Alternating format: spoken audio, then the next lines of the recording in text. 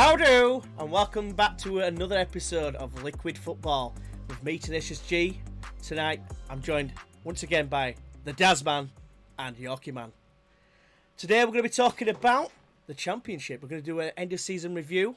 So, I suppose we're better to start than top of the league. Leeds. So, yeah, how do you think it went, boys? We'll go with Daz. Go on, Daz. Thought it was a bad season for Leeds. Didn't think they did much really, but no, all of it. let's not be about the bush. We were the best team in the league, hands down. I watched pretty much, I'd say, 80% of the football this season that Leeds have played home and away, and I was mesmerised by some of it. I was also gobsmacked with how poor we were in certain games, QPR away being one of them. But the team that won that league this year, ourselves, Leeds United, thoroughly 100% deserved it. For me, it was a magic season.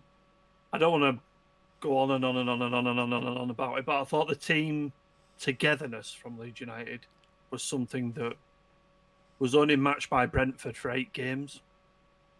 Apart from that, there was no other team in that league that had that mental capacity that we had as a team. The togetherness, the backing from the manager. I mean, the Bielsa, God, absolute God. And yeah, I'm glad to be out of the league, to be honest with you. But yeah, brilliant. Can't believe it. Still in shock now that we won the league by 10 points. And I did say to you guys, as well as other guys, don't worry, we've got it. We're doing this year through all the scribs and scraps, even at QPR away, which is one of the lowest points of my season. It got to a point where I wanted to punch my best mate because he was like, "Oh, that's it now. We're not going up now. We can't win." And I'm like, "It was a fluky handball. We played crap, fluky handball. Move on. We'll win this league, easy." But we did in the end, and yeah, no better team than us to win it. I'm sure Yorkie Man will agree with me. Yeah, of course, I completely agree. There was no other team that was even close to us this year, to be honest with you. If it, like you said, Brentford went on that run, but I feel like performance-wise, throughout the season, we were extremely consistent. It was frustrating with the coronavirus, the fans not being able to be there because it's been 16 years of pain. I was in Leeds when we got crowned, and it's just one of those magical moments. I think as a Leeds fan, something, especially for me, of my age, I've not really seen any of the glory times, the great times for Leeds United. Obviously, you hear about them, but I didn't get to experience them whatsoever. I might have been 8, 9 in those time periods. So it was massive for me. It's probably one of the biggest moments as a Leeds fan I've ever had, was seeing us get promoted and in such a fashion as well, especially the last few games. It was easy to be optimistic, but not to be unrealistic. I think there was several moments throughout the season where I wouldn't allow myself to be happy yet. I think we all said we watched the last games together, and I think we all mentioned it several times how horrible it was. People are like, "Oh, it must have been a great season for you." No, it was painful. Those games were painful. It wasn't.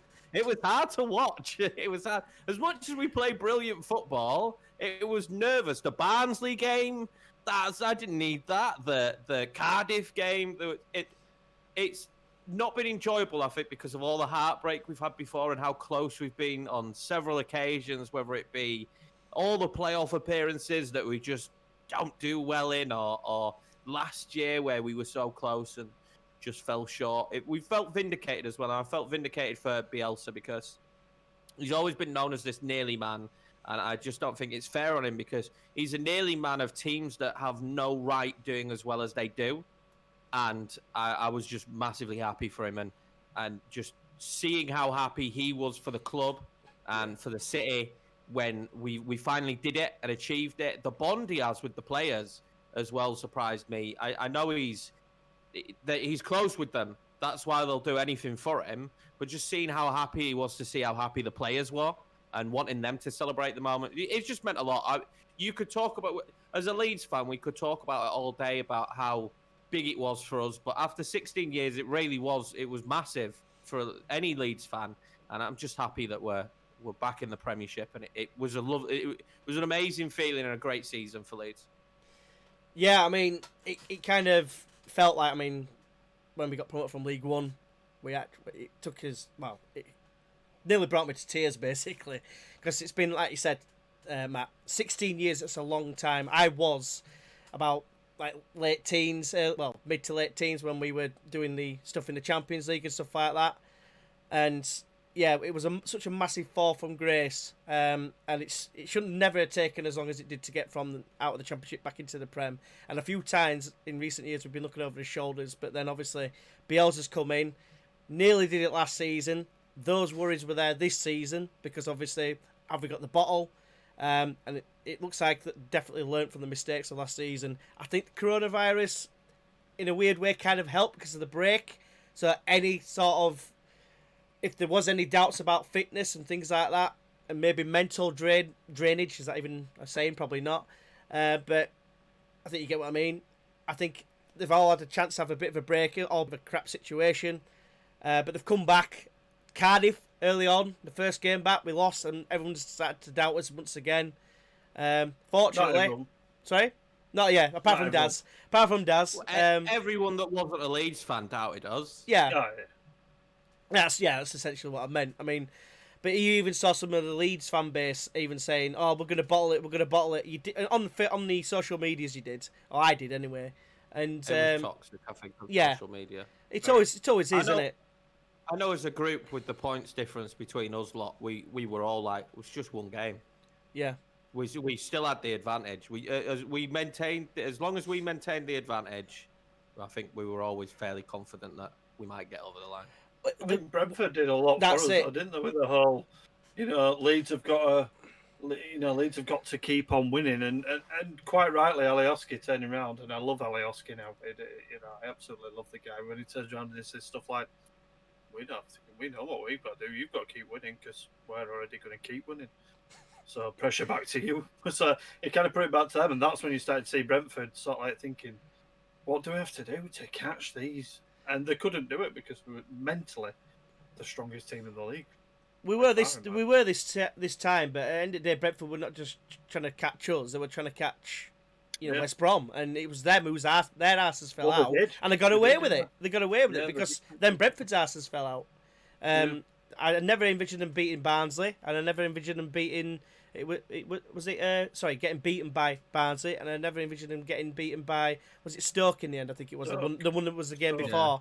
So I didn't see that at all. And I thought once Brentford got there, I thought they're up. But what it was, because they had the superior goal difference, all I was thinking is, if West Brom keep winning and Brentford keep winning, it's only 2 games. 1 game, and we're 1 game touching distance. And it happened last season, albeit a lot earlier in the season, with Sheffield United and Norwich. And you always had those concerns. And a few hoodoos got thrown out of the mix because of the coronavirus as well, because normally we lose or we don't win at Easter. But obviously we didn't have to play at Easter, so I don't know if that's any bearing. It's just a little bit of spitballing on that. But just thankful to get over the line. Back to where some people say we belong. A lot of people say that, but a lot of other opposition fans say you don't deserve to be there just because of your fan base. But let's be honest, there's a lot of ex-pros saying that we're back to where we belong, and they miss us. They absolutely miss us, and I bet they can't wait to see us hopefully in the stadiums next season. Well, there's some big games, isn't there, in the Premiership? You think about Man United, Leeds, Chelsea, Leeds. There's some massive games, and teams are not going to relish coming to Ellen Road if the fan base is there. They're really not. It's going to be a shock to the system, I think, for some of the Premiership sides. And the way we play football, I think, is going to be a shock to the system. Just touching on the fitness situation and a lot of people said this, and I disagree with this so much about last year. I did not think that one of those lads were lacking fitness towards the end of that season. I felt like you watched it. We still ran around like madmen. I think a little bit of that mental side of things of just the lads knowing that this happens a lot. But to be honest with you, I just think it was a few mistakes that led to the downfall. And I think if you have one of those mistakes, they start to feed into each other. But for me, we had our really bad run earlier in the season this year. I think we had it. Was it around Christmas time? I think just after. I think it was. Yeah, just after Christmas. And I remember thinking, everyone going, "Oh, Leeds have started to play badly. They're losing a few games." And I thought, good.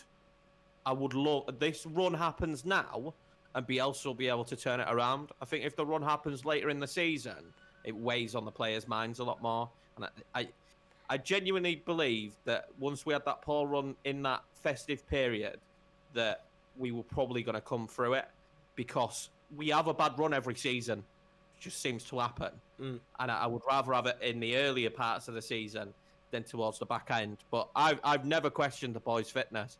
I think when people question Bielsa's team's running out of steam, I don't agree with that. The lads are as fit as ever. I think all of those lads would have been more than fit enough whether a coronavirus had happened or not. I would never remember thinking, especially like when we lost to Wigan, it weren't a lack of fitness. We were still playing them all over the park. We were still running around non-stop. So I think the fitness thing is just something that media and then other fans like to jump on. I think touching on the fitness as well, the good thing is our players are primed for 48 games a season, 30 games. I can't remember what it is now. 46 games a season. Our boys are primed for that, and now they're not even going to have to do that many. And a few of my streams has been, let's say, certain rival fans being in the streams saying that they don't think Leeds will do next year. And I've said, look, our fitness will beat 80 to 90% of the fitness of the other teams' fitnesses in the league next year. And they said it's all right having fitness, but you can't just run around like headless chickens all day. And the thing I've tried to explain to them is the way that we play, you have to have that fitness built into you to be able to constantly press and constantly get forward, constantly back forward. It demands so much from his players that fitness is probably one of the most key areas. The physical attributes of the players are probably the most key areas that Bielsa looks at. And that tells because he can play people in different positions like this now. Because I think the fitness is that good that they know that they can drop somebody from midfield who's been running around all day back into right back if they need to. Because they know that the fitness levels are good. I think it's the way he trains. He trains the lads, doesn't he? Like I think core rule number one is the fitness and pace of play. I think your problem is it's easy as a Leeds fan saying it because you watch the team week in, week out. You know what the team can do. People who have just seen Leeds when we're on TV or every now and again do not understand what it's like to play against us unless you're an Arsenal fan. Yeah, we're not a nice team to play against. And we're not a nice team to play against if your team's feeling lazy that day. And constantly when I watch Premiership football, there's teams there that'll switch off for 45 minutes, 15 minutes in a match. You can't do that against Bielsa. No matter what club he would be at, you can't do that against him. And the longer he has these players, the fitter they will be and the better they will fit into the system. So I think people are in for a rude awakening when it comes to how we play football. And that's why when people say, oh, Leeds going to go up and go straight back down, I think we're going to be a shock to the Premiership in the way that we play. And I think teams are going to struggle with that. We're not going to come up and just play but a different style of football. Bielsa will demand exactly the same over 90 minutes for every single game. And some teams just won't be able to handle that. Right, so before we turn this into a Leeds United podcast, let's talk about the rest of the automatic contenders, if you like. So the likes of West Brom, Fulham, Brentford. What do we think, boys? What do you think cost the ones that didn't get there? Matt, we'll go with you, mate. I think in the end, West Brom probably deserved it. There were nervy times there. That Huddersfield game, although albeit for a Leeds fan was a great moment. It was kind of strange because you just think to yourself, West Brom before the break, before the whole coronavirus thing, would definitely have been nailed on second. And I think if it weren't for Brentford just, I don't know, really stumbling towards the end, they wouldn't have got it. I mean, they nearly didn't get it on the last game of the season. They kind of like just flopped over the line, you know? Like Leeds kind of just like smashed straight through, was sat in the beer garden having a pint waiting for everyone else to finish. And West Brom just, for me, especially with Slaven as well, being the manager that he is, I genuinely thought that they'd be more comfortable.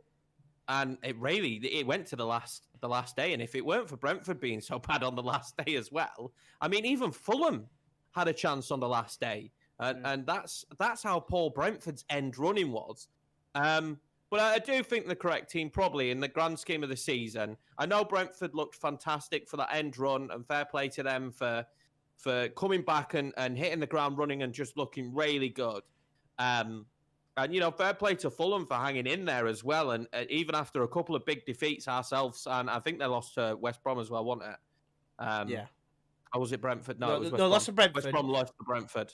Ah, yeah. Sorry, yeah. Yeah. And even after a couple of big defeats, they still hung in there and could have got it last day of the season. But it's a I think their right team got promotion.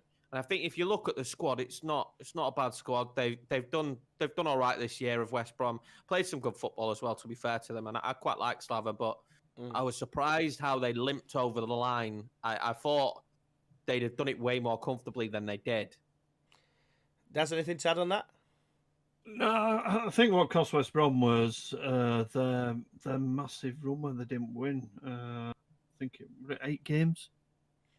They didn't win in 8. I'm just trying to have a look now. I think it were 8 games they didn't win, and I think it was around the same time that we were having our bouncy patch around Birmingham when we beat Birmingham 5-4, and obviously then went on with the other games.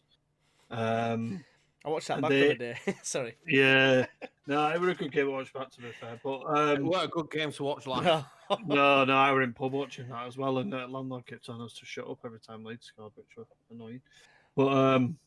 But yeah, they had 1, 2, 3, 4, 5, 6, 7. Yeah, 3, 6, 7. Yeah, 7 games at least where they're knocking up. I mean, they drew 17 games, did West Brom, and they're a good side.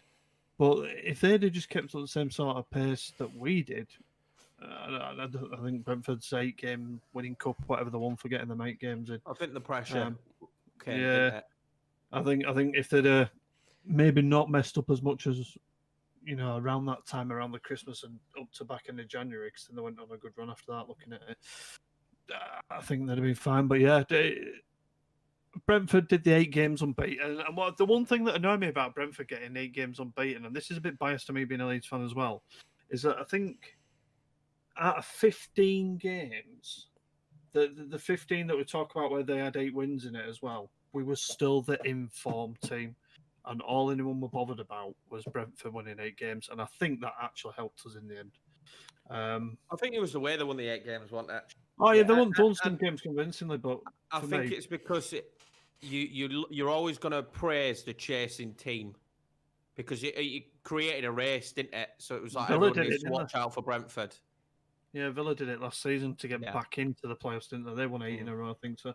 But yeah, out of the 2 teams that got promoted with us, I'm glad it was West Brom, because I'm hoping we'll get some signings out of Brentford. Well, I mean, I just like the fact that when we drew with West Brom at West Brom, Slaven and Bielsa had a big cuddle. I just don't understand why that happened, and only those 2 managers did it. Bielsa only hugged that manager, but it just seemed a little bit like it was kind of like fate. Could it stem from international? Potentially. I mean, it's a long time ago since Bielsa was manager of Argentina. But Bielsa, good friends though. Maybe he's met him before, maybe. But yeah, I think it just seemed like it was going to be fate when we saw that happening all the time, and every time anything happened with West Brom and it were going in their favour instead of Brentford or Fulham, we ended up seeing that gift just appearing over and over again. But yeah, I'm kind of glad, but they kind of did a bit of a Leeds last season, but they got away with it, in my opinion, because they completely imploded. They completely imploded. Massively. I mean, looking at the last 6 games, they won the first 2 of the last 6, and then they drew another 3. Surprise, surprise. More draws than IKEA, and then I think did they only lose something like 8 games or something like that? I can't remember exactly what it is, 7 or 8 games. But West Brom? All season, they only all lost season. 7. That's what I mean. The least amount of games. The least amount of games. Yeah, so if that's what I mean. If they only lost 7 games and missed out, that'd have been a travesty, wouldn't it? Really, but like you say, if you're drawing too many games, you'd rather win a game and lose a game than draw 2, wouldn't you? End of the day. Yeah. But it's always nice to have a point if you can get one. And it shows that they've got to fight. If they're down, they can get draws. But yeah, in the end, they just about did it. But yeah, Brentford and Fulham. I mean, Fulham were the team to watch coming back into the restart, and everyone was thinking they're the ones that's going to do it. It was obviously the key games between each other, Brentford and Fulham. I think they had West Brom straight after, if I remember right. They did Fulham. And I think Fulham, obviously, they didn't do right well out of it, and they got written off, a bit like what Scott Parker said. and a few of the other players as well. They sort of got written off, and they came back obviously, and they've won the playoffs, which is, I mean, we'll move on to that shortly. But like you said, they took it to the last game of the season. Like all three teams had a chance, and that shows how exciting the championship can really be. You know, any team could beat anyone, as we saw. Huddersfield beating West Brom, Stoke beating Brentford, who were flying. They won 8 in a row. Who saw that coming?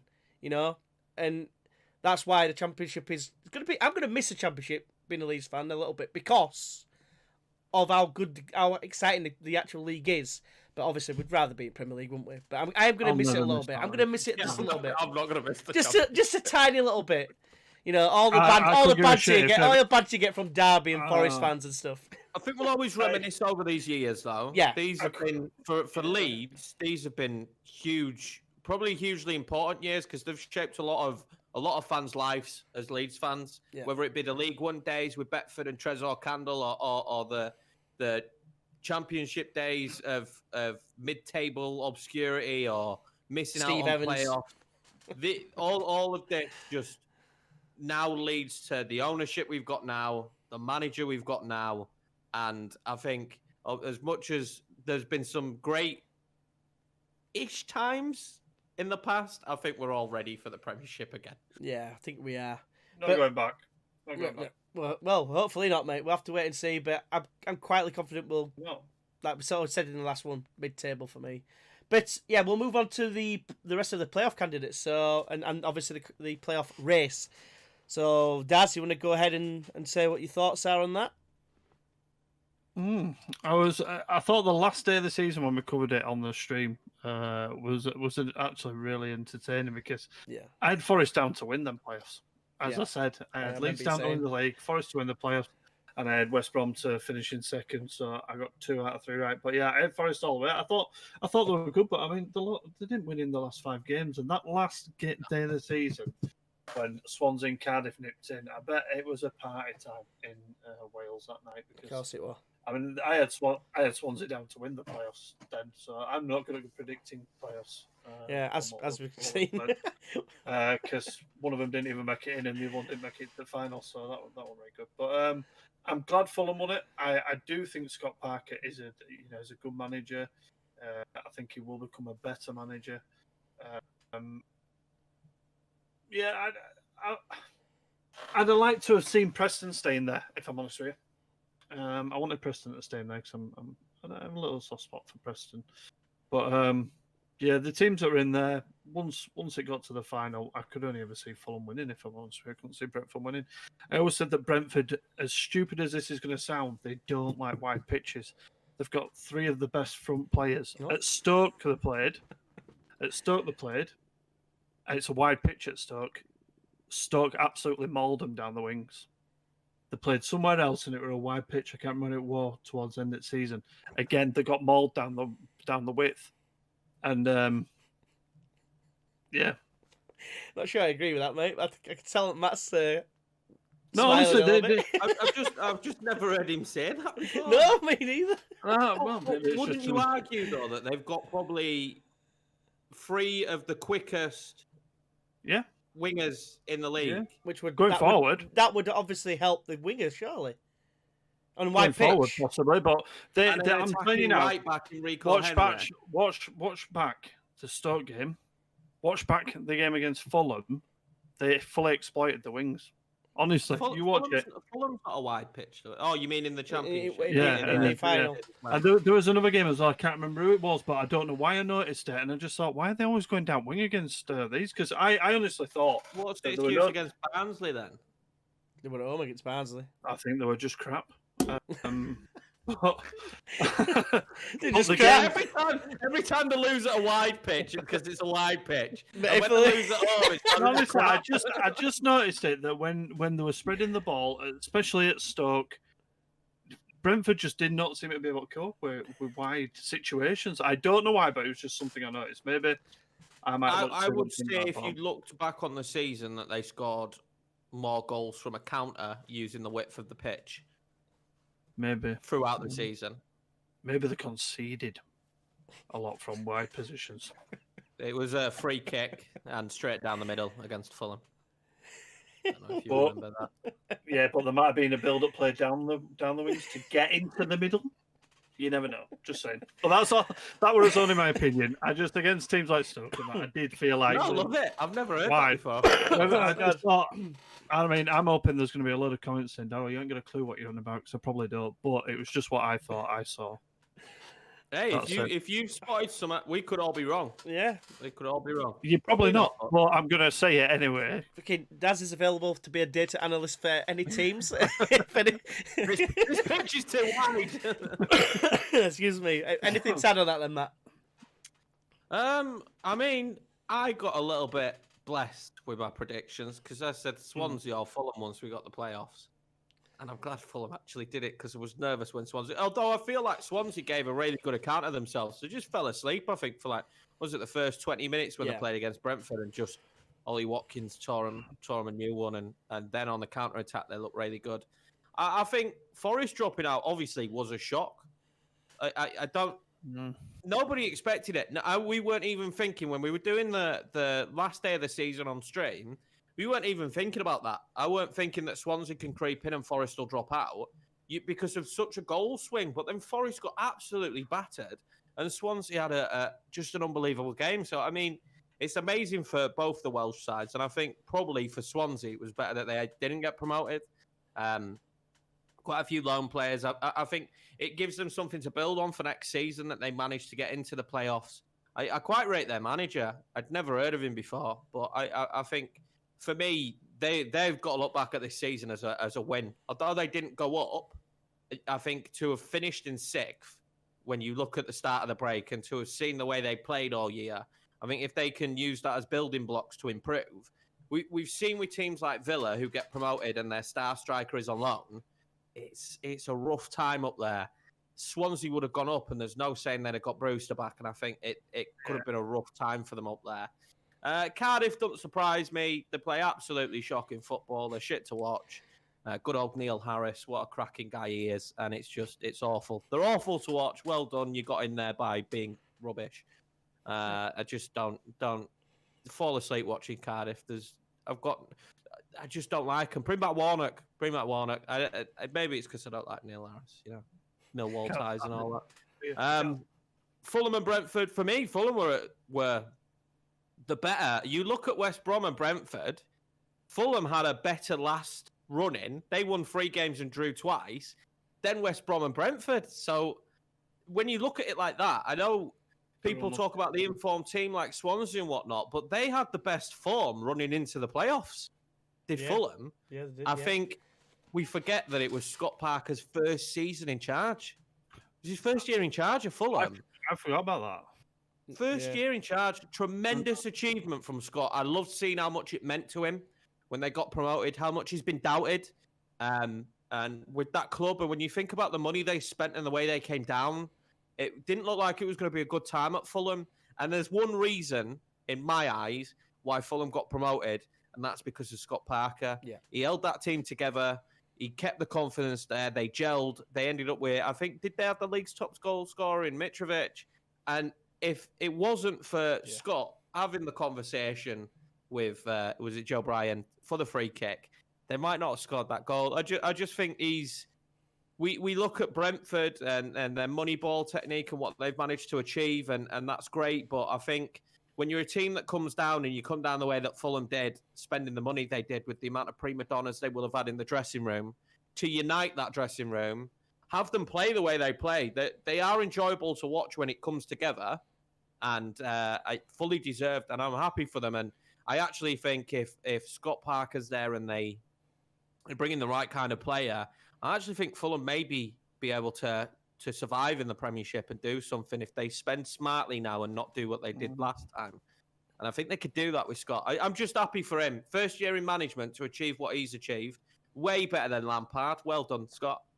And I was impressed, to be honest with you, because I was impressed how Fulham play, but I was also impressed when you remember it's his first year in charge and his first year in management in general. Yeah, I think you've summed him up quite well there, actually, to be fair, Matt. Told Scotty Parker. Yeah, like, just looking at the teams, I mean, one team I thought might have had an outside chance of getting into the playoffs, which I think Daz might disagree with me here, is Derby County. They were like the best team since when Rooney came in. Up until the Forest game, they were flying. They drew 1-1, they got a last-minute equaliser, and after that, I don't think they barely won a game after that. Yeah. Do you remember a song that Derby used to sing about Leeds? What, Stop Crying? No, yeah, Stop Crying from Lampard. That one. No, I remember him cheering quite a bit and saying Leeds are falling apart again. Leeds Didn't are they falling lose apart. 4 games towards the end of the season? 4-5 they lost. Yeah. They should have been in the playoffs, shouldn't they? Until they fell apart themselves. Exactly. Like I said, they were I think flying. every team sang that to us, actually. They finished Every team 6 did, yeah. points. They finished 6 points outside of the playoffs, right? Yeah. And they lost 4 of the last 5. I mean, there you go. So I was a bit surprised by it because I thought, especially with Shrek there, Rooney, for those who don't know who Shrek is, I'm pretty sure you do. But yeah, he came in, he kind of changed how they were playing a little bit. They were relying on him a little bit. He scored a couple of free kicks here and there, a couple of goals, should have said, assists. But yeah, other than that, Forest, I can't get over how their capitulation, really. You know, last 6 games, they drew 3 and lost 3, and it saw them drop out. Swansea. Bit unlucky as well, wasn't they, Forest? You know what? Unlucky. I mean, yeah, of course they were. I mean, like you said, one of those games probably was against Derby County. Last minute equaliser. And it's imagining that last day result. Yeah, exactly. You would. I think in other seasons gone by, you wouldn't have had that with Swansea, would you? It was just crazy. Just crazy, the goal swing.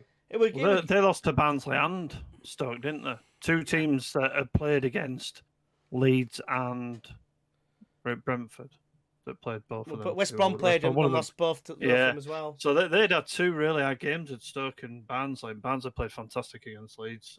They should have beat. I think they could have beaten us on another day. Yeah, but to go and lose 2 games to 2 teams you would fancy them at least getting a draw out of Barnsley, maybe, and a win at Stoke. Barney, absolutely Barney. It was Barney. Championship. All the the teams that were doing well just all fell apart at the end, including your West Broms and your Brentford.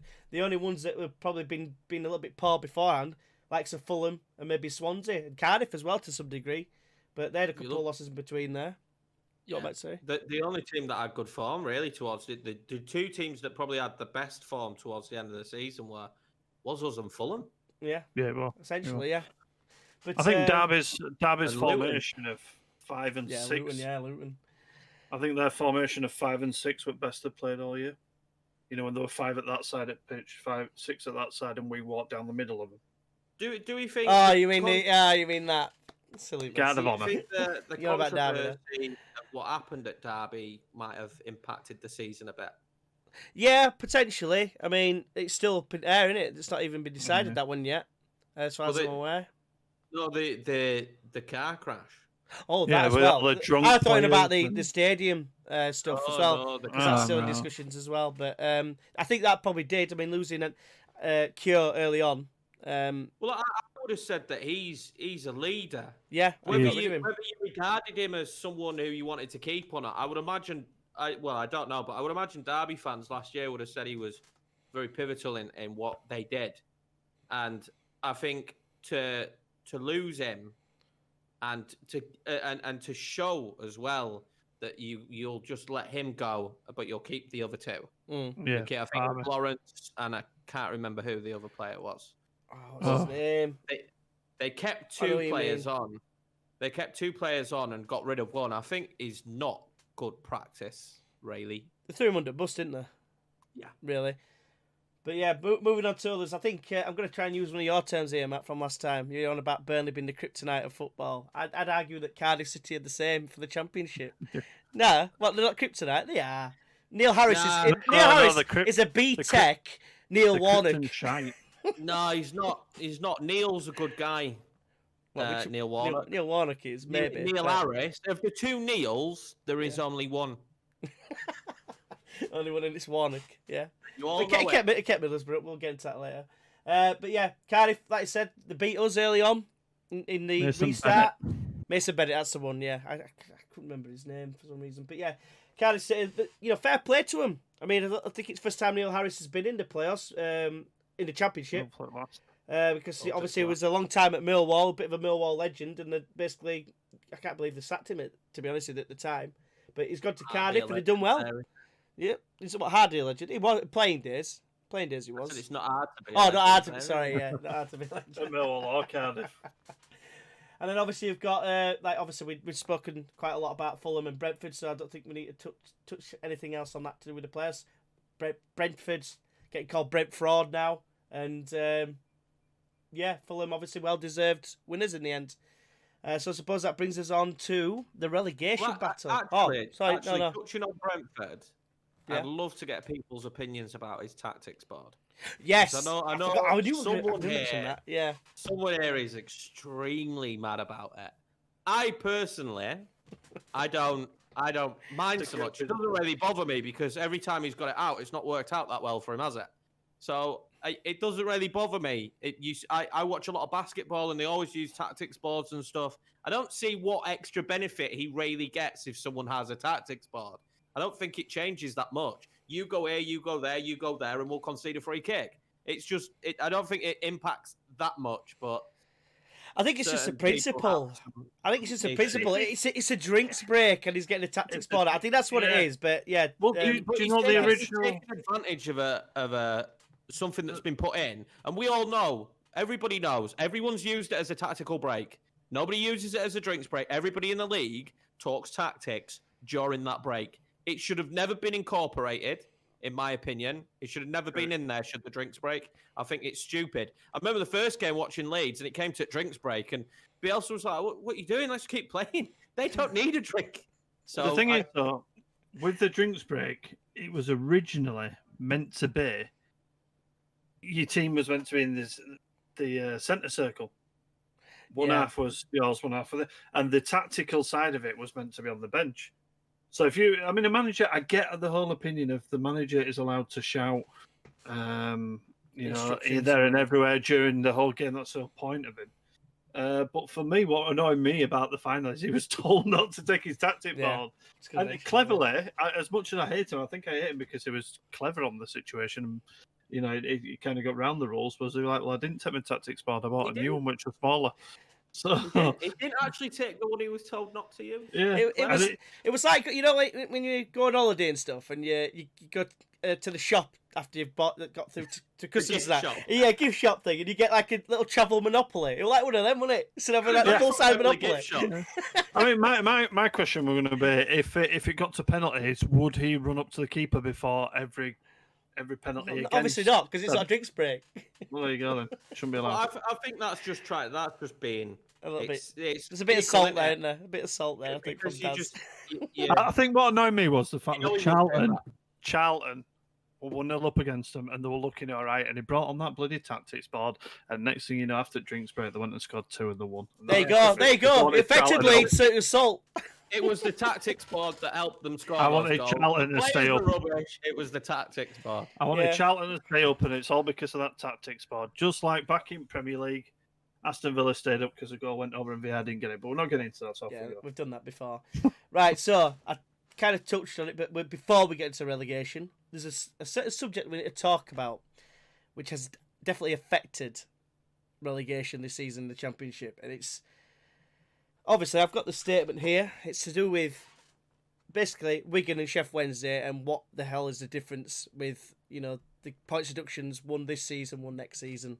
So I've got the statement to do with the Sheff Wednesday. Well, I've got the reason here. It says the reason why Sheff Wednesday, they'll hate us for that, for the Blades.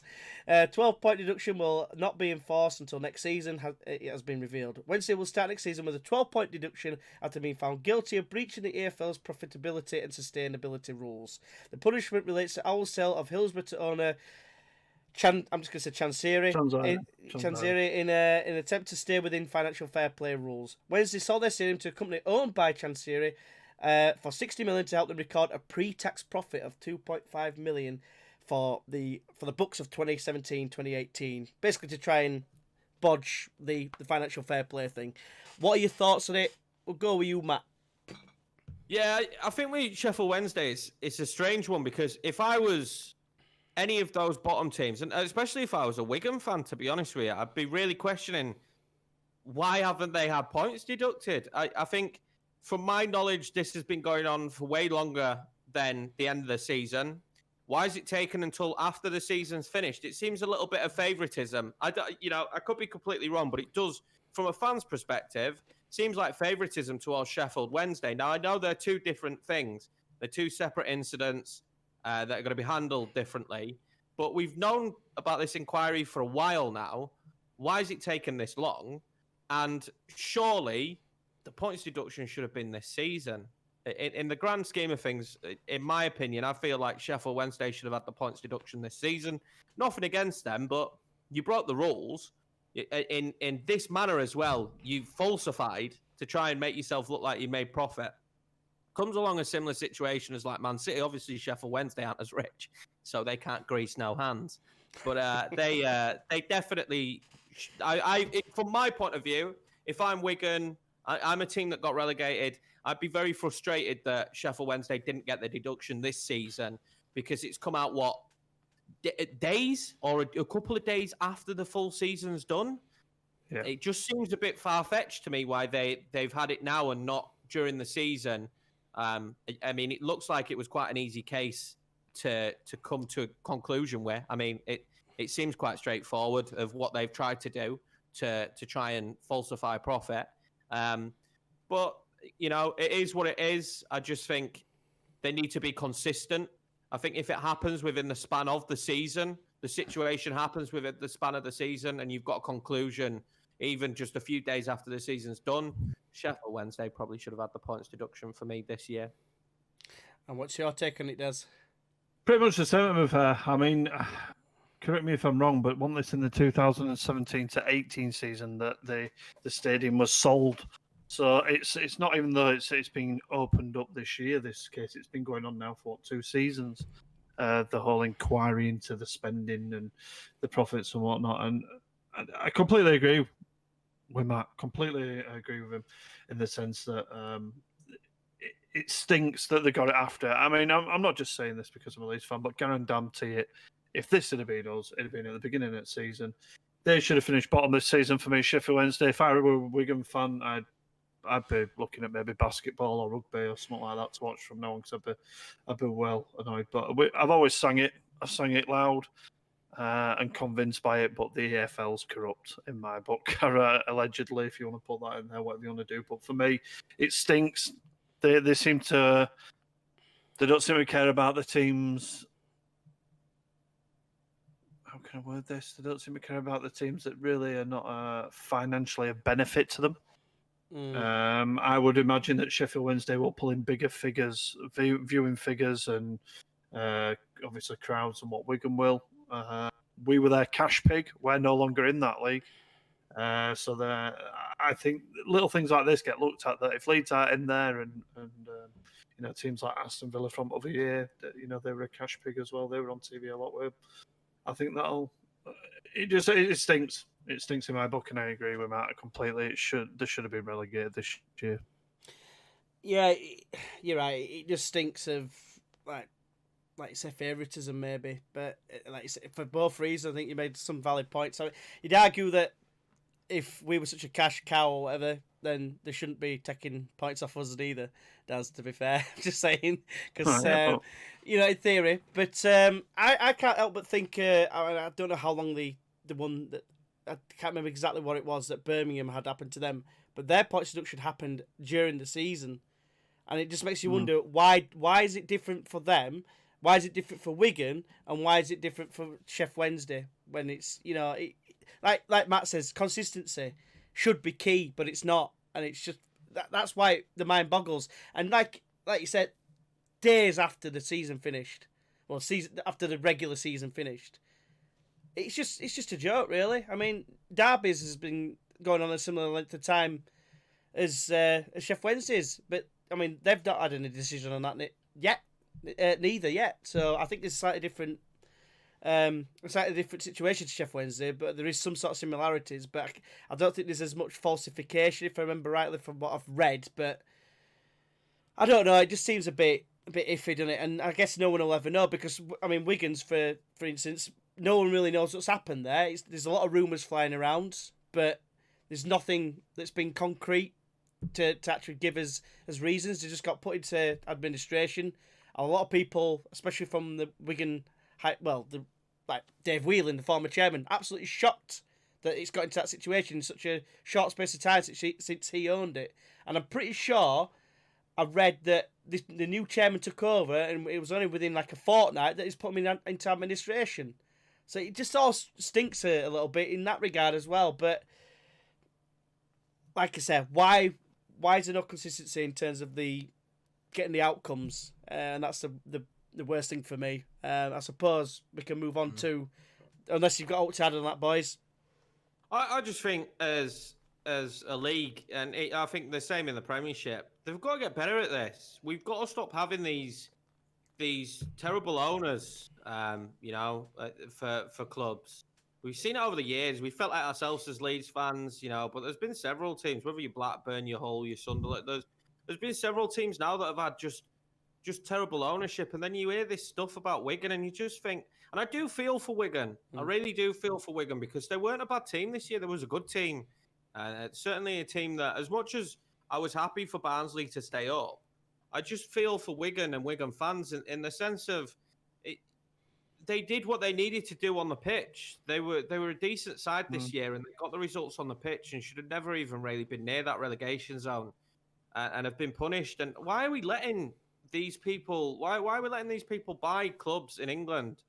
Why are we letting it happen? It needs to stop. It's frustrating to see so many great teams ruined, and like Portsmouth as well. We've seen so many big sides be ruined. They have to get better at vetting these people that are going into clubs. They have to get better at it. There is no excuse. Even if they've got the money, they still can't just be allowed in. It's people coming in with borrowed money as well. It's just not sustainable. I'm just sick of it. I'd rather see a club be unambitious and not be able to achieve, but be steady and be able to run as a club, than to see this. People who have lost their jobs. The team now is going to be relegated a league, and it's frustrating to see. I wish they'd do more. I wish the powers that be would do more. And it's the same with this people cheating and trying to just bend the rules. You came up with the rules for a reason. For me, it's quite clear that the rules have been bent. I don't know why it took so long, but it's quite clear that they've been bent, and it just a minus 12-point deduction for next season. Just, it's not a punishment to me. It's, you're giving them a full season, a full transfer window. They need to get better. They need to get better. And you could go into, oh, it's corrupt, it's this. We don't know, but there's one thing. They need to get better at deciding who goes into clubs, who takes over them. And also, they need to get firmer with clubs. We're way too lenient with teams, I think. If you've done something wrong, you need to be punished for it. And it should have an impact. It's impacted Wigan. They've got relegated. But there's not that much of an impact with Sheff Wednesday. We've seen teams start with minus points, and sometimes it can, really push a team forward. So what you've got at the start of the season to try and topple. It just seems a bit frustrating for me. Does it look like you were about to say something? Go, Ted. Oh no, I had this. We chatted amongst ourselves in the pub the other week about this, and we were on about stuff. And one of the lads says, and exactly, I said exactly what Matt said. One of them said what they should do is they shouldn't dock any points until the start of the new season. And I said, well, that's a bit unfair because you've got a full season to earn them points back. So, somebody who's getting relegated the season before don't have an option to try and earn points back, do they? But if for me, if this kind of thing continues, for me, it's automatic relegation until people learn. But it's not fair on the fans in that sense. And, the owners are making the fans suffer. And this is what's wrong with football, that, the owners technically can make the fans suffer. We know as Leeds fans that our owners over the years made us suffer. And, it's a sad part of football, I'm afraid. Like Matt says, I think they have to pass a test as well to show that they're capable of running a club. So this test obviously doesn't work. So they need stricter and more intensive qualifications for somebody to own a club. I mean, if I had 50 million or whatever it cost to buy Leeds, I wouldn't have a bloody clue where to start. So for me, you can't just be an owner of a a marketing company and go, I've got loads of money, I've got all this backing from here, I'm going to own this team, and then do something like they have done. It just ruins football for so many people. And like I say, I feel sorry for Wigan.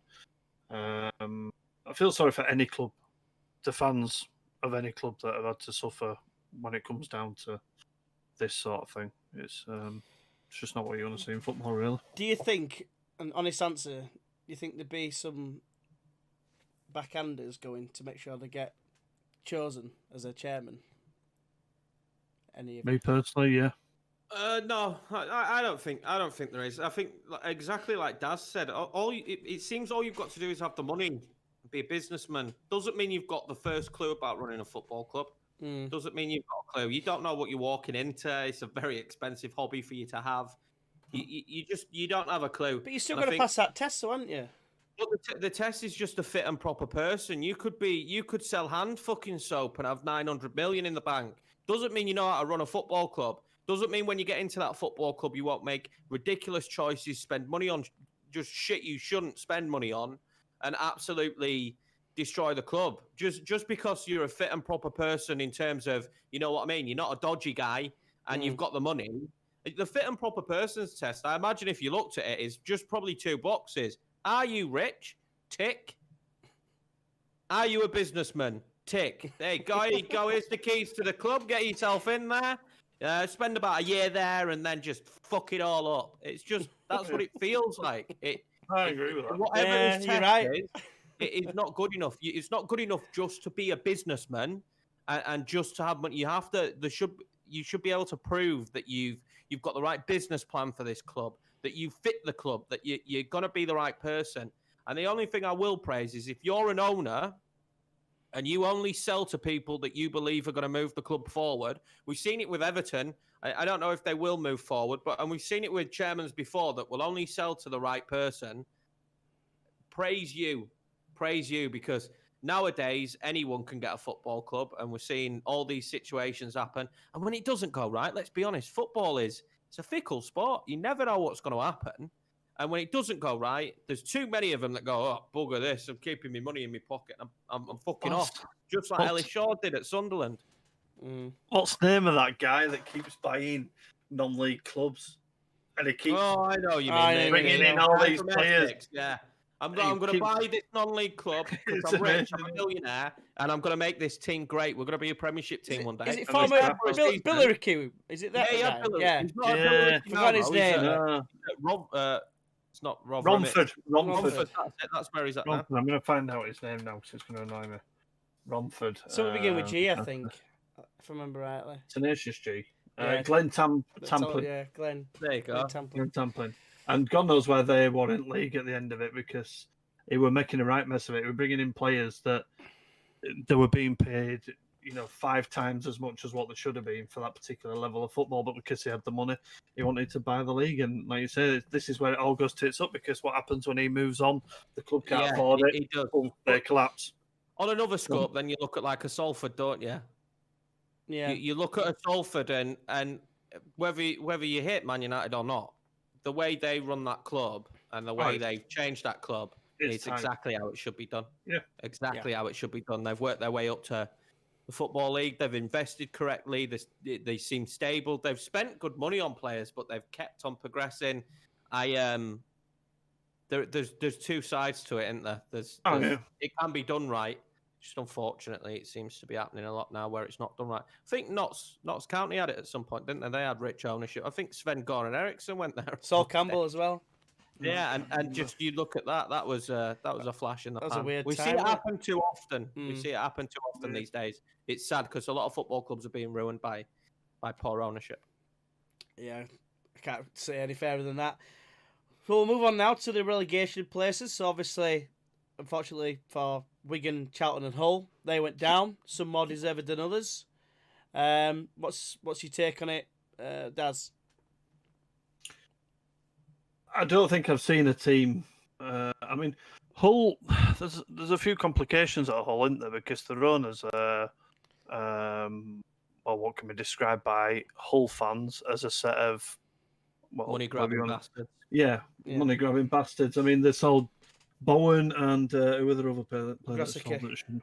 Yeah, they should never have sold them too. I mean, Bowen was still in, I think, the top 5 goal scorers of the championship at the end of the season, or something, top 5 or 6. Yeah. And that just shows you what they did to that club. They basically said, these are our 2 best players that we need to protect and keep so that we keep our status in this league.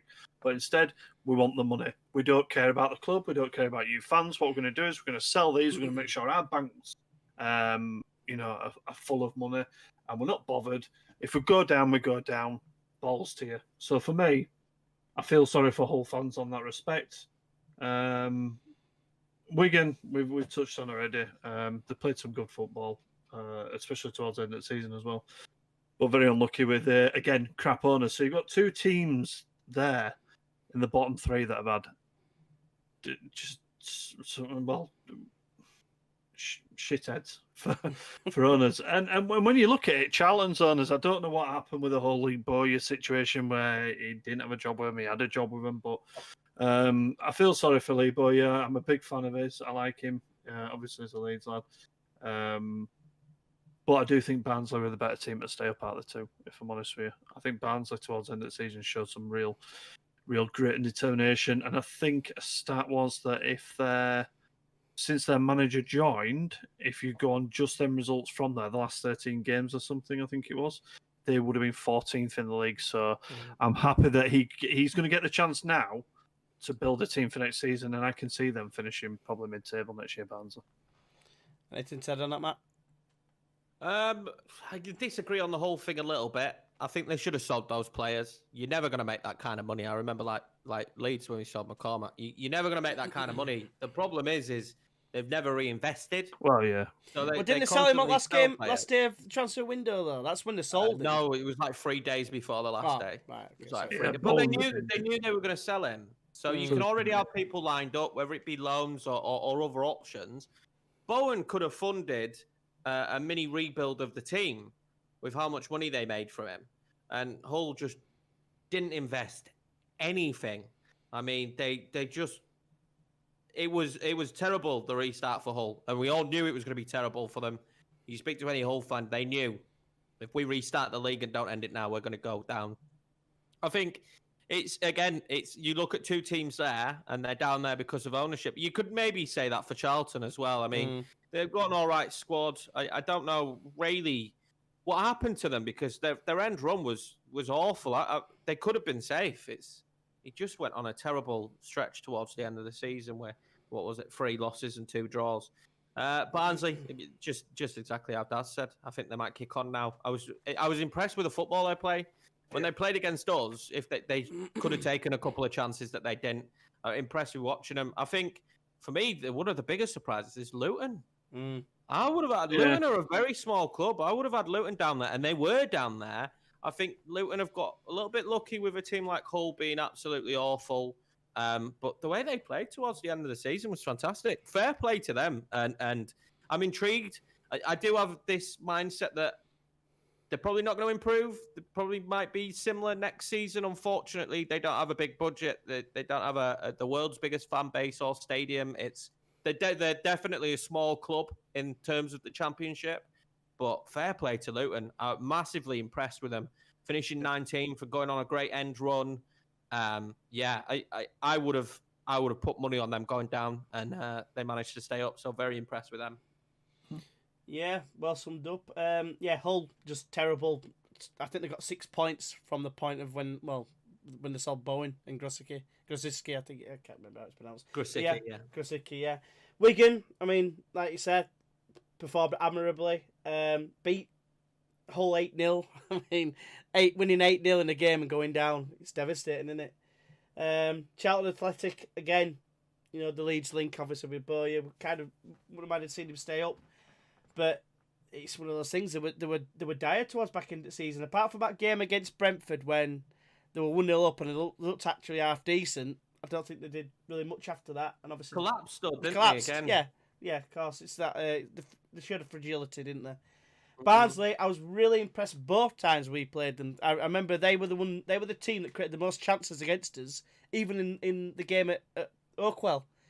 So I actually think that they could, like you guys say, do all right next season. I can see him fishing maybe top half. You know, if They they play get good football, yeah, don't they? it's the Yeah, football and they're stuff. really If they good. could get people who can actually score, because that a bit Yeah. like us really in that regard. You know, if they've got someone who can actually put the ball in the back of the net, because the amount of chances, there were clear chances, weren't they, against us in that game when we won 1-0. Yeah, They- their passing movement shocked me how good it was. 3-1 to them would Mhm. not have flattered them for me against us. What were you going to say there, Dad? Sorry, mate. No, I was agreeing. Yeah, sorry, mate. I thought you said something. Yeah, but Luke, No, like, we're good. Birmingham obviously had a bit of a dire run in as well, and to be honest with you, they've been in a bit of turmoil the last couple of seasons. I could see them maybe struggling next season, but they obviously finished out of it. Luton as well, as mentioned, performed really, really well, unbeaten in the last 5 games. I mean, well played. You know, you can't say any fairer than that. I think we should talk about the other Neil, really. Yeah, I was just going to get onto that. Got Town and Middlesbrough, you know, at one point they looked dead and buried. Unfortunately, Jonathan Woodgate, another ex-Leeds lad, got sacked after the first game after the restart. They brought in Neil Warnock, didn't they? And yeah, it's kept him up, to be fair. Bit, you know, win one, lose one is what I can see according to the last 6 games. But it's like what I said earlier. You know, you'd rather win a game, lose a game, than draw 2, wouldn't you? And if they'd drawn those games, who knows? Maybe it might have been a bit closer. But yeah, Huddersfield Town, Cowley brothers keep them up and then they sack them. What's that all about? Yeah. But then Yeah. obviously they've got our under-23s manager now, haven't they? So I think they knew that no matter what happened, they weren't keeping them. but what makes them different to Stoke? Because they were in a similar predicament as well. And I think what would make them difference is they shouldn't have been 18th. Probably especially in ownership eyes, they shouldn't have been 18th. So I know they kept them up, but it shouldn't have been this season of them keeping them up. right. I would imagine they'd have thought that the MO for this season would be let's try and get promotion. And I think as soon as they had kept them up, they knew this isn't the team we're going with next year. We want different. We want a different manager. Different We're ideas. safe now. Let's get rid of them. Let's try and find our next manager. And they've done that. And I think we'll see. It'd be interesting to see how they do. But I think teams work like that because I think you have to work quick in the Championship when you sack someone. And I know in that case, everyone was like, "Oh, I don't know why they've sacked him. I don't know why they've sacked him." But I think when you look at it, they were safe. I know it was after a win against West Brom as well, but that win meant that they were safe. Yeah. And I think they knew that this weren't the management they wanted next year because they'd given them 18th, which definitely won't have been what they expected. They'll have expected a. Well, even when they took over though, because they were rock bottom. Yeah, I think they didn't even have a win. Yeah, but I don't think they kicked on though, did they? Like you would have expected. I think they did okay, but I think if you look at some of the other teams, their fall from grace definitely helped them. I would imagine that, like, if you were in the Premiership and you hired Sam Allardyce to keep you up, he's probably then not going to be the guy that kicks you on. And I think that's the same with Huddersfield. I think they wanted to go in a different direction. I think that was always the plan once safety was secured. But with Middlesbrough, I think they'd have been relegated if Woodgate had stayed. I agree. Which is, I like Woodgate, but it didn't work for him. Middlesbrough are a team, if you look at the squad, they've got some firepower. You would imagine that they'd be in the other end of the table, and you bring in someone like Neil Warnock. Who's got Be a experience? surprise. They could be a surprise package.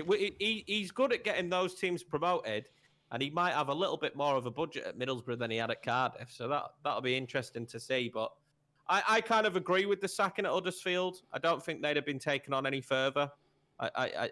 I don't know. And I did hear a sneaky rumour. I don't know what did happen managerial-wise, that they had been touted for Bristol City anyway.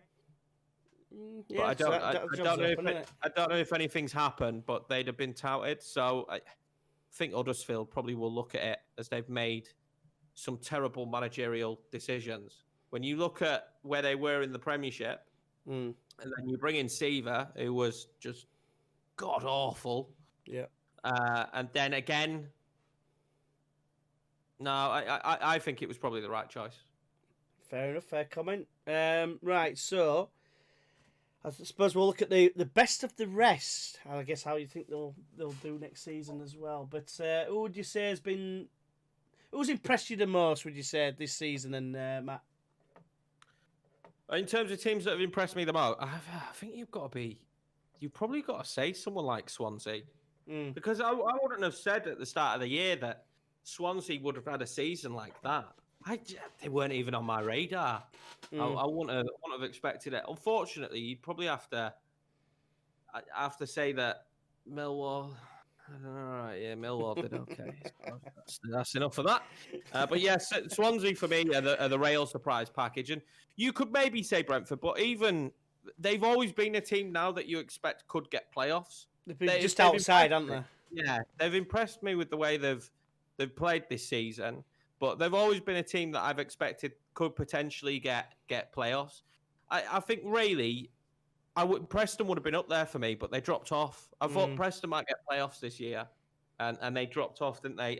There's not many teams that have impressed me that really, when you look at the top of that table, there's not many wow names, is there?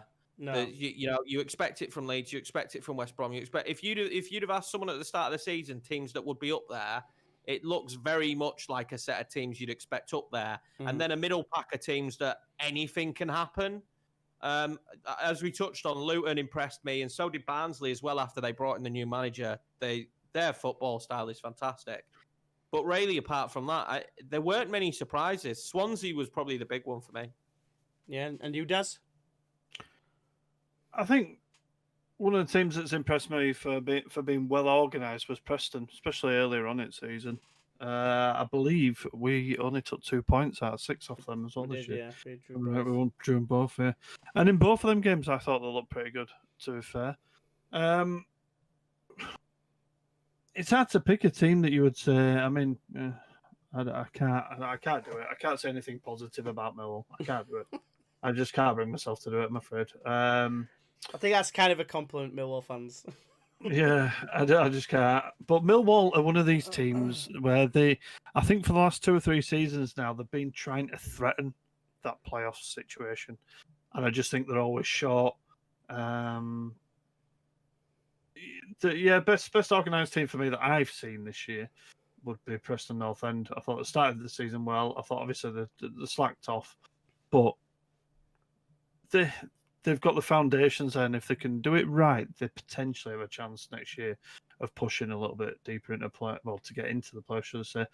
But like Matt says, very impressed with the way Barnsley have gone from not winning one in God knows how many games at the beginning of the season to, from when he took over, should have been 13th in the league if you go by that sort of thing. So yeah.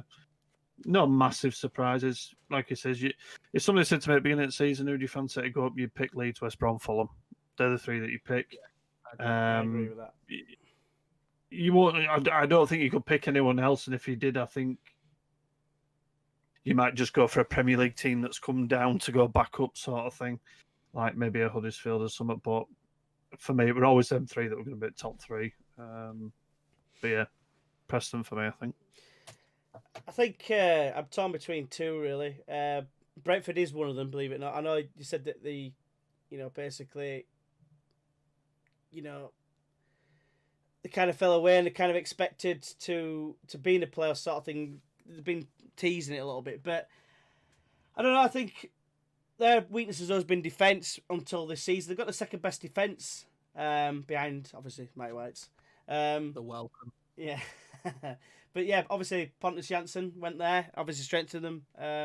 Just like I said, back end, I just think the kind of mental side went a little bit, but they've still impressed us, the way they've played football. And I think Frank, actually, he took over, he was the assistant manager of Dean Smith, so it's been a bit of continuity there. So it has been progress there. So where they've gone from playoffs, they've actually improved to get into the playoffs, and nearly automatic, they nearly did it. And obviously nearly did it as well in the final. It went to extra time, didn't it? But other one is I've got to say Millwall, because you can't not look at them and think, wow, they've done well, because they're just outside the 2 points off the playoffs. And I know they've sort of teased once or twice, but they've usually ended up finishing a bit like what Bristol City have done, end up finishing about 12th or so, something like mid-table. But they've got a good manager there in Gary Rowett. I know he didn't have the best of times at Stoke, but at small teams like like Millwall and no, I'm going to say Derby, but he did all right at Derby, didn't he? Beforehand, yeah, he did. And obviously Birmingham before he weirdly got sacked for Zola. He's done all right at teams like that before, but for some reason Stoke just couldn't. I don't think he could handle the big egos that got relegated. I think it's poison chalice, isn't it? Yeah, So- it was. It was definitely. Following Pulis. Yeah, well, I suppose it would after Pulis, wasn't it? Mark Hughes, wasn't it? Yeah. Mark Hughes. Yeah, no, after that Yeah, as well. sorry, yeah, of course, yeah. I don't even know where I got that from. But anyway, I think next season they could be one to watch Millwall. I think they've got a realistic chance of getting playoffs next season, especially if he stays there at the helm. It just depends what they bring in. I know you're disagreeing, but it just depends. I just think the managerial side himself, the manager I think himself. they profited on other teams doing badly. Well, they have to. You still Like can't Derby say and they've stuff. got 68 points, mate. They've got 68 points, which No, is no, not and I think far. they profited on other teams doing badly this year. That doesn't mean that's going to happen next year. No, I of think course it teams will doesn't, come no. back and be stronger. Your Derbies and teams like that. Blackburn look like they're building something there. I think Millwall Preston, are always Forest. going to be stifled by budget. Yeah, They always possibly. But I seem to remember. I mean, I know it's a rare commodity, but Blackpool went only spending 500 grand when they got Charlie Adam. I know it's a rare thing. It is a rare commodity, but it's getting less and less likely that can happen. One As of the the championship has bigger, more money clubs, as we've seen. It's getting less and less likely that can happen. I think one of the main things to look at next season as well is how Brentford recover from this transfer window. Because I do believe that they will lose a lot of key players. Although I did see one funny thing, which is a little bit. I'll tell you about this. I don't know if anyone else saw it. I think it was on Facebook. Somebody had said, it was a Crystal Palace fan had said, "Oh, Ollie Watkins has got an £18 million release clause, so we should bid 18 million for him and pull him away from Brentford." And then somebody underneath him commented saying, "I think if we bid 20, we'll definitely get him." And then there were just loads of people underneath saying, "But his release clause is 18, and this guy just couldn't get it." He was like, "Yeah, but I think if we just go a couple of million above where they want, we'll have him." Right, so now we're going to move on to the final piece before we wrap it up. It's the teams coming down from the Premier League. How do you think they'll fare? Daz, let us know.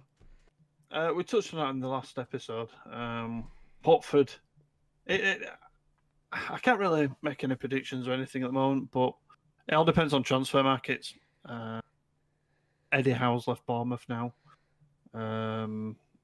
Norwich are season pros in the Championship, so I won't like to make any predictions until the transfer window's over on that one. Now I think I've proven that I don't predict very well, so we'll see. And what about yourself, Matt? Yeah, I kind of agree. I think we've touched on it before. I think Norwich will do well. I just do. I think they're built for the Championship. I think even if the people they're going to lose some players, I think even if they lose one or two, they'll reinvest well. They've got a good platform really when it comes to finances at this moment in time. They're probably the best team coming down financially, with probably the strongest Championship squad. So and the most united Championship squad. So I genuinely do think they'll do well. Even if they lose a couple of players, I think they'll be replaced correctly with more talent, which I think they've got an eye for. Albeit in the Premiership it didn't work out, but they certainly have an eye for Championship talent. What'll be interesting to see is if Pookie can do it again, because he didn't do it for me in the Prem. He had a brief moment at the start of the year, but it'll be interesting to see if he can find form again in the Championship, because if we're being honest, he did fire them up in terms of goals. Like, if it was important that he got the amount of goals he got in the year that they went up. Bournemouth, Eddie Howe's gone, so up in the air on that one. I like to see some transfers and who they hire. And same with Watford. I don't think Watford will do well, but you never know. If there's a complete restructure, there's a new manager comes in that you could get behind and you believe is a good manager, then it's a completely different story, isn't it? So I think, it's waiting to see now how those clubs react to the relegation. Yeah, I think it's just a case of, to touch on, I think what Daz said, it's about the transfer market and obviously managerial appointments in terms of Bournemouth and Watford. If they get that right, then they've got reasonable chances of getting straight back up. But as we've seen with Stoke before and other teams previous, it's the team that you'd probably expect to go back up, which in this case, in my opinion, is Watford. They don't tend to do that well. I can just see them maybe finishing mid-table sort of thing. But it all depends on who they keep, who they bring in, who the manager is, who they get in. And likewise with Bournemouth, now they've gone away from Eddie Howe's been there forever, apart from a brief period. But that appointment's going to be key as well. They've got some good facilities there to bring some youth through, I guess, and it just again depends on if they keep key players like Josh King, Callum Wilson. They're going to be key. And obviously Norwich, as you mentioned, Pookie was absolutely awesome last time. I saw that Liverpool might be in for Jamal Lewis, I think it is. So that could be the start of all the young talent getting picked apart, because they've got some good young players, haven't they, of Norwich, definitely for the Championship level.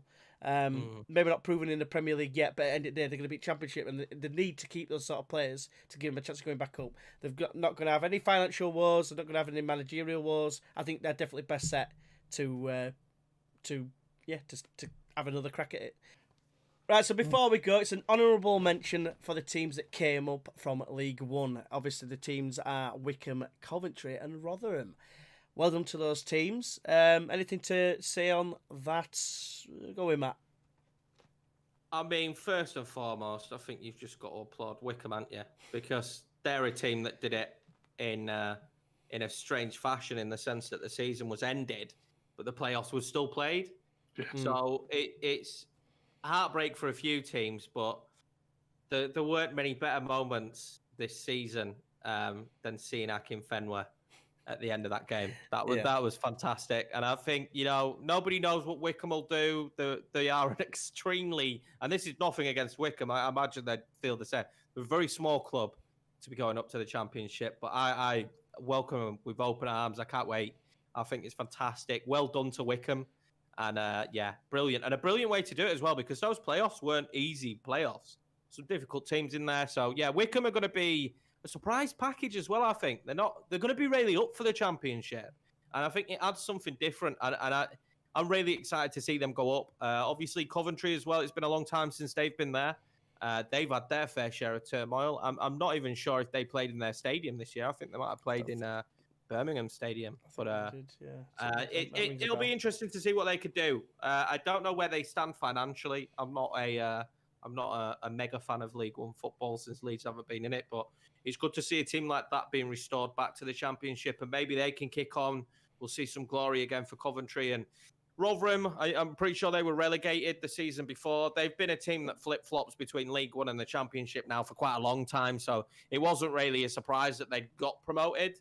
But good luck to them. Good luck to all the teams that are coming up. It's always nice to see it. And, it's another Yorkshire side going up as well, which always boosts the Championship. It's full of Yorkshire teams. And to you, Daz, what are you going to say?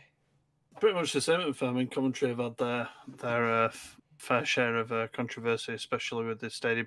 I think I saw something somewhere, a Coventry fan thanking Birmingham for it. And I think they're going to be in Birmingham's ground next year. I think it's been agreed. So, good luck to them. Hopefully they can get that sorted, get some money while they're in Championship and sort that mess out. I don't know much about it myself because, like Matt says, we've not been in League One for a while, so we've not had to worry about them. Rotherham, it's a good away day for a Leeds fan, to be fair. It's just a shame that we won't be there and we'll be going to Man United and Chelsea. Such a shame. Such a shame. And Wycombe, it's great. From when you look at the four teams that were in that playoff, Wycombe, Oxford, Portsmouth, Fleetwood. It'd be nice to see Portsmouth come back up, but it's always nice to see a fresh new team come up there. So good luck to Wycombe, good luck to Rotherham, and good luck to Coventry. But we won't be seeing you, hopefully, for quite a lot of years, unless you get promoted again. Yeah, fair comments there, mate. Wycombe, it's like the almighty story, isn't it? Like it's like that Football Manager moment, isn't it? Getting Wycombe into towards the top tiers. But fair play to them. Akinfenwa was so chuffed for him. Such an icon, I think it's probably fair to say. Coventry, they've obviously, as you've mentioned before, they've had a bit of shit, really, I guess, is probably the best way to put it. They're still kind of going through it, but it's progress. Obviously, Rotherham, as I mentioned, a bit of a yo-yo team. They have been, as you've said, for a long time. Can't really see them really changing from that sort of aspect. But look, well played to them all. Obviously, a bit dodgy with regards to like Sunderland and Peterborough dropping out of the playoffs and what have you, with what happened with the points per game. But look, it's been decided. It's all done and dusted now. Now we know what's happening. We know what teams are going to be in the Championship next season. And good luck to them all. Right, so that's going to bring us to the end of the episode. Don't forget to check out the socials that will be on the screen now and in the description below. Don't forget. And leave us some comments below. If you disagree with us, Back up your reasons. Let us know why, and we'll get back to you as soon as we can. But we'll see you next time. Thank you very much. Catch you later on.